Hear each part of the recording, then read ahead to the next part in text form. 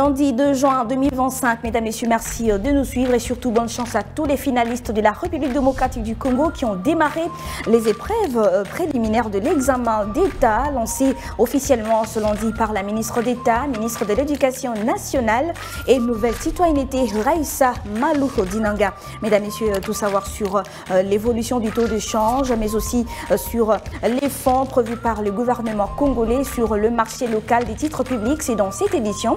Mais avant d'y arriver, je vous prie de suivre les nouvelles en bref.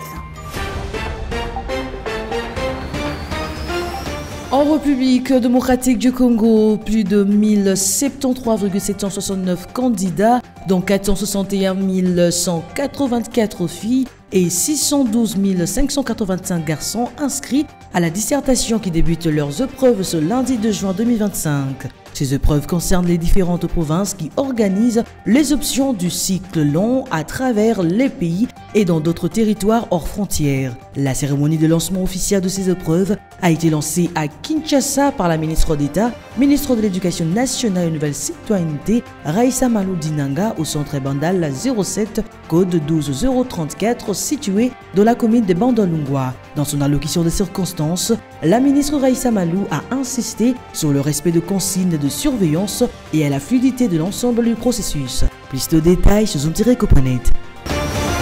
Lors de la dernière réunion du Conseil des ministres du mois de mai 2025, le président de la République démocratique du Congo, Félix Tshisekedi, a tiré la sonnette d'alarme sur une série de bouleversements géopolitiques et économiques mondiaux dont les effets, bien que lointains en apparence, ont de répercussions directes sur la République démocratique du Congo. En ouverture de la réunion, le chef de l'État congolais a évoqué les nouvelles prévisions de l'Organisation mondiale du commerce qui annonce une contraction du commerce mondial de 0,2% en 2025.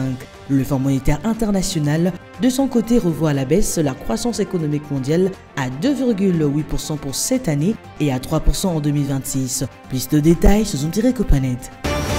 Le gouvernement de la République démocratique du Congo compte lever 65 millions de dollars américains lors d'une adjudication des obligations du Trésor en dollars américains du 3 juin 2025. C'est ce qu'annonce un communiqué émis par le service du ministère des Finances quant à ce. Le taux d'intérêt prévu est de 9% l'an avec un encours de la ligne de 0% pour une durée d'une année et 6 mois. La modalité de remboursement du principal, c'est chaque 6 mois en dollars américains avec 4 paiements d'intérêt dans l'année. En République démocratique du Congo, les obligations du Trésor sont des titres financiers à moyen et long terme émis par le gouvernement pour financer ses besoins budgétaires. Plus de détails sur Zoom-Copanet. La Banque africaine de développement a décidé depuis quelques temps d'accélérer la construction et la réhabilitation d'infrastructures en République démocratique du Congo.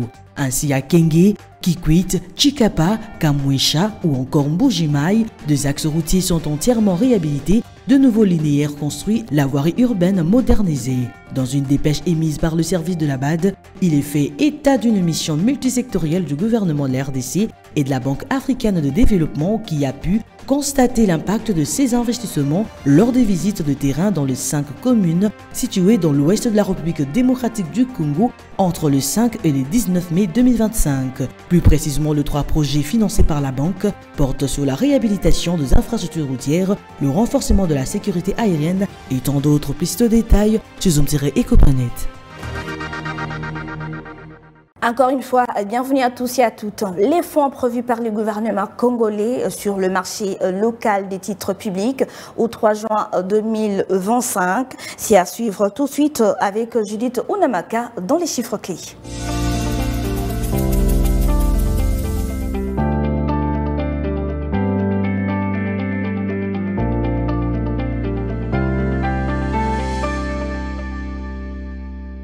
Judith Ounamaka, bienvenue. Merci. Dites-nous, qu'est-ce qui s'observe sur les taux de change? Voilà, concernant le taux de change en République démocratique du Congo, commençons donc par l'officiel. Présentement, 1 dollar se change à 2856 francs. Un franc CFA vaut 4,89 centimes et 1 euro s'interchange à 3113 francs congolais. Maintenant, prenons le cas du marché parallèle. Nous avons pointé particulièrement Djilié dans ce lieu. 1 dollar vaut 2850 francs. Un franc CFA se change à 4,90 centimes et 1 euro s'interchange à 3213 francs congolais. Alors avant de parcourir les fonds que le gouvernement congolais compte lever sur le marché local des titres publics au 3 juin 2025, dites-nous à combien s'échiffraient les titres publics levés sur les marchés financiers locaux le 20 mai 2025. Voilà, les titres publics levés sur le marché financier local le 20 mai 2025 a été chiffré à hauteur de 35 millions de dollars américains, mobilisés justement sur le marché des titres publics. Le taux de couverture connu a été de 116,67% et le montant initialement mis en adjudication était de 30 millions de dollars américains, signalant que le taux d'intérêt applicable a été à la hausse, passé de 9% à 10,5%, ce qui a été resté inchangé depuis plusieurs années, plusieurs mois, allais-je dire, et le marché des titres public libellé en dollars américains. Alors, dites-nous, quel a été le but du relèvement constaté sur les taux d'intérêt? Voilà, le but du relèvement constaté sur le taux d'intérêt a été visé pour stimuler davantage la participation des investisseurs institutionnels, améliorer l'attractivité des titres souverains dans un contexte justement marqué par des besoins accrus de financement des projets publics. Alors, nous allons prendre cette dernière question, Judith Unamaka. Combien le gouvernement prévoit au titre public sur le marché financier les 3 juin 2025? Le gouvernement de la République démocratique du Congo prévoit au titre des marchés locaux publics 65 millions de dollars américains lors d'une adjudication des obligations du Trésor en dollars américains au 3 juin 2025 et le taux d'intérêt prévu est de 9% l'an avec un encours de la ligne de 0% pour une durée de 6 mois précisément. Et signalant que d'après les statistiques du plan de trésorerie de l'État au 31 décembre 2025, le gouvernement a levé un montant total de 4 646,4 milliards de francs congolais, dont 1050,9 milliards de francs congolais au titre des bons du Trésor et 3 595,5 milliards d'obligations du Trésor. Voilà, justement. Merci à vous, Judith Unamaka, pour toutes ces précisions. On se fixe notre rendez-vous très prochainement. Merci beaucoup, Solange. C'était un plaisir. La République démocratique du Congo a proposé un plan directeur de 58 milliards de dollars américains pour reconstruire ses infrastructures stratégiques dans le cadre du méga partenariat de 500 milliards de dollars américains. On en parle tout de suite dans les dossiers avec Judith Piombo.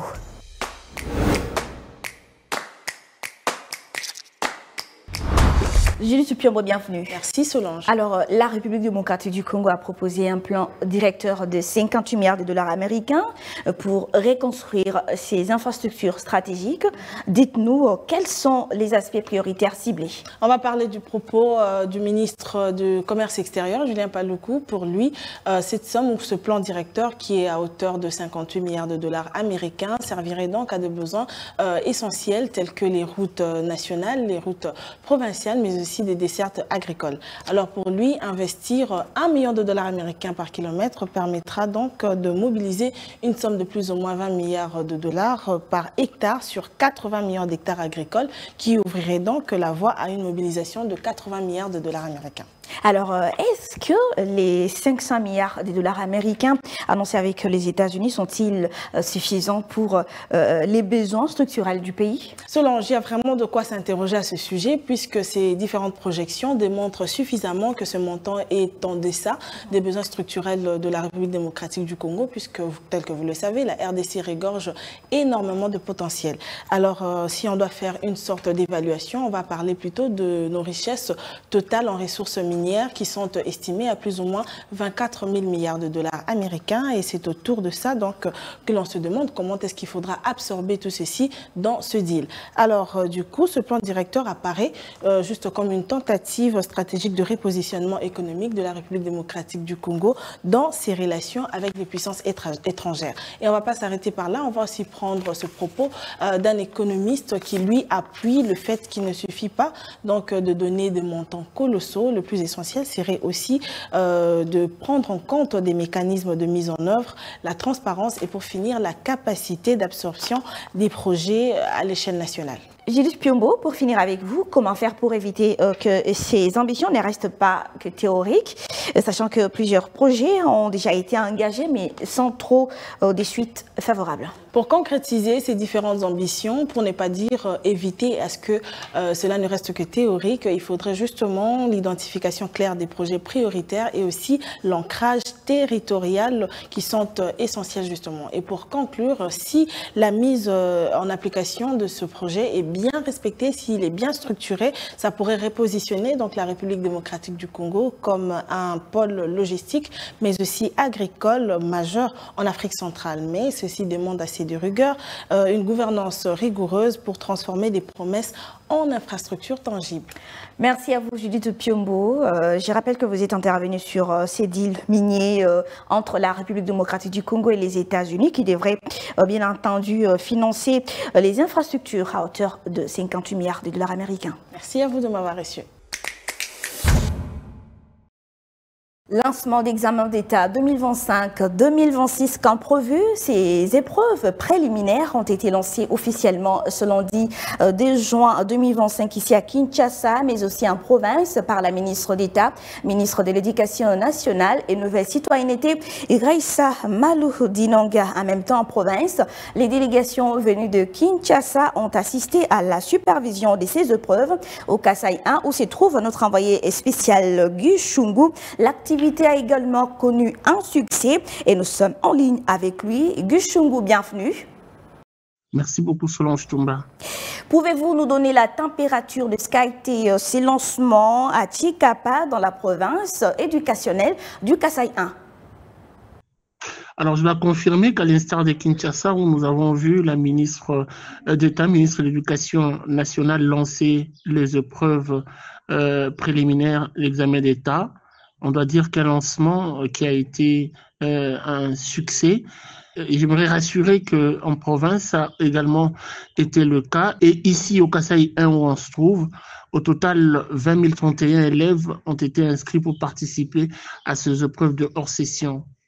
Et dans le 20 031, les statistiques font état de 8 418 filles, soit 42,09% et 11 613 garçons, soit 57,9%. Ce qui ressort une évolution de la participation des filles comparativement à l'année passée. Pour le lancement officiel qui a eu lieu ici au Kasai 1, dans l'Institut 2 du centre dans la commune de Kanzala, c'est le vice-gouverneur qui a donné le go, accompagné de sa délégation, mais aussi de la délégation venue de Kinshasa. On doit rappeler que le vice-gouverneur a insisté sur la détermination, l'engagement, mais aussi et surtout le respect des normes et même le respect des instructions données. On a vu également ces messages être relayés par l'inspecteur et même les chefs de centre, partout où nous sommes passés. Question de s'assurer que ces examens ou l'examen d'État se déroulera dans de bonnes conditions. Alors, il y a eu une visite d'inspection, principalement dans 4 écoles qui représentent les 4 sous-divisions de la province éducationnelle Kasai 1. Nous avons, avec la délégation conduite par le vice-gouverneur, représentant le gouverneur absent, visité l'Institut Mabondo, lycée Djisanka et l'Institut Chikunga. Il est important de rappeler aussi, Madame Solange, que la plupart de ces filles sont bénéficiaires de la bourse du projet PAF, une bourse qui a pris en charge tout le frais de participation et même le frais technique à l'examen d'État. Et pour le lancement officiel ici au Kasai 1, l'école qui a reçu tous les invités, c'est l'Institut 2 du centre de la commune de Kanza. Place à présent à Zoumouindi avec Naomi Kandé. Elle vous donne ici, mesdames, messieurs, les prix des produits laitiers au supermarché de Kinshasa.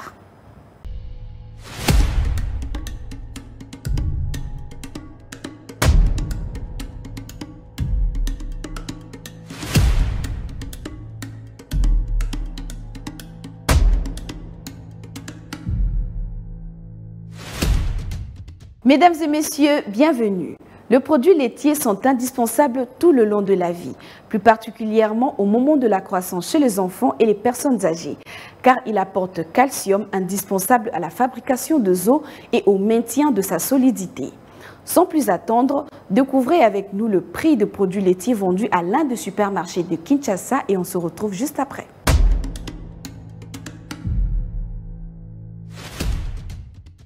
Commençons notre marché du jour avec le lait en poudre. Pour une boîte, le prix varie entre 11 000 francs et 70 000 francs, tout en dépendant des différentes dimensions. Vous pouvez aussi vous procurer les laits en poudre en sachet qui se vendent entre 300 francs et 400 francs, voire même 500 francs. Parmi les produits laitiers, on trouve également les yaourts qui coûtent entre 500 francs et 3500 francs, tout en dépendant de la marque et de la dimension. Toujours au même endroit, on retrouve le cheddar qui se fixe à 9500 francs. Pour ceux qui préfèrent la consommation de fromage blanc comme produit laitier, cela est vendu à 2000 francs par tranche. 15 $ est les prix fixés de fromage de Goma. Pour la crème fraîche, le prix varie entre 12 700 francs et 32 200 francs congolais. Et la crème liquide entre 7 000 francs et 28 800 francs congolais à Kinshasa.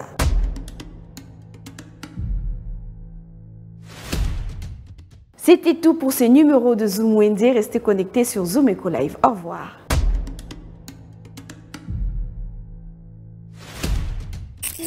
Les rendez-vous économiques, c'est dans l'agenda sur Zoom Eco Live.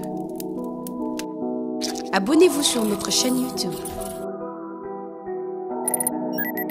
Zoom Eco Live, la référence de l'actualité économique en RDC. Tout savoir sur les rendez-vous économiques prévus pour cette semaine, mesdames et messieurs, c'est tout de suite dans votre rubrique Agenda avec Adassa Grasse.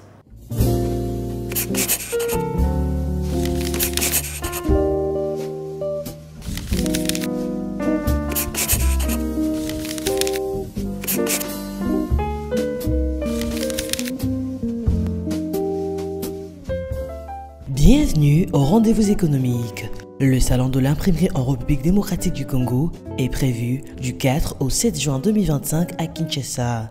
Axé sur des thèmes l'innovation, autonomisation, main-d'œuvre non qualifiée. À présent, Drum Academia présente en son tour une conférence sur le développement personnel le 7 juin 2025 à Kinshasa. Avant de finir, le Forum national Jeunes Avenir se tiendra le 7 juin 2025 à Kinshasa sous les thèmes « Former les leaders de demain, la jeunesse face à ses modèles ». Et pour finir, signalons que la deuxième édition Conférence Mindset est prévue le 21 juin 2025 à Kinshasa sous le thème « Choisir ou subir le chemin vers la liberté pour un changement durable ». Merci de nous avoir suivis. Au revoir.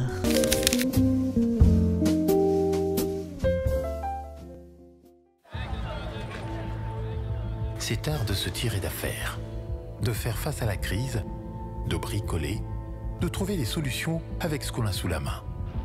Un art dans lequel les Congolais ont développé un savoir-faire particulier. Article 15. Débrouillez-vous pour vivre. Et puis article 15, avant de s'équitter, vous propose, mesdames, messieurs, un conducteur automobile. Ce monsieur partage avec nous son expérience quotidienne. Débrouillard jamais, jamais, jamais. Débrouillard jamais, jamais, jamais. Débrouillard jamais.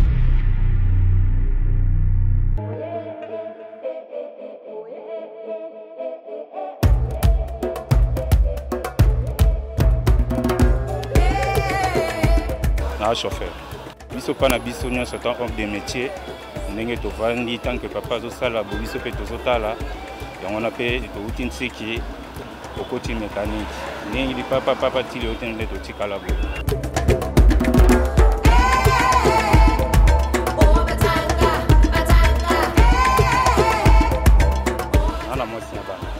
Ça fait déjà 7 ans que je suis là. Il y a un an que je suis là. Je suis là. Je suis là. Je suis là. Je suis là.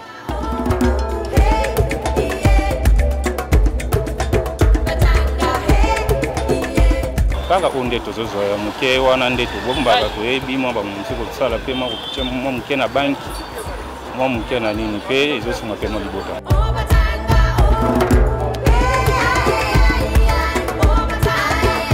Ça dépend de la journée, ceux qui nous ont baloué, moi journée on paie moi 50 000 francs. Au-delà de ça, c'est de part de la journée. On a bombe par jour, on a bombe 30 000 francs. Ça compte. Ça dépend, mosusu na kozanga ata ba 300 000 te. Ça dépend nde natielaka mbongo.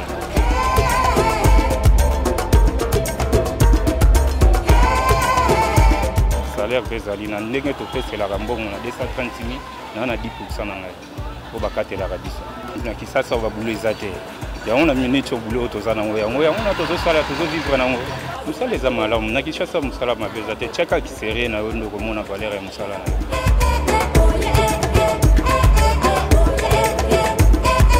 Conseil tokopesa bango bayebaka koluka mbongo mobulu wana eza nango importance mpe na makambo wana. Soki lelo bakangi yo oke lelo prison oke bulo omona te ozozongisa vi na yo kaka ya nsima. Esika bamisala eza ebele bametie eza ebele na balabala na esika okende kosala loyenge kende mona esika moko vanda ekola mosala banda 6 mois 7 mois okoyeba da mosala no maboko.